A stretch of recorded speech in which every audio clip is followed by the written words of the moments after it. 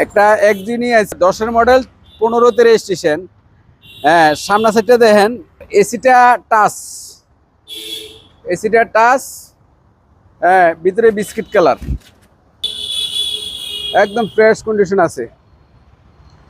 গাড়িটা সিএনজি করা, তেল সিএনজি দুটোটাই আছে। সিএনজিটা দেন একদম নতুন বোতল, একদম নতুন বোতল, কোনাটি দেন একদম ফ্রেশ কন্ডিশন আছে। এই যে জুড়িগুলা, প্রত্যেকটা জুড়ি একদম মানে অরিজিনাল ভাবে আছে।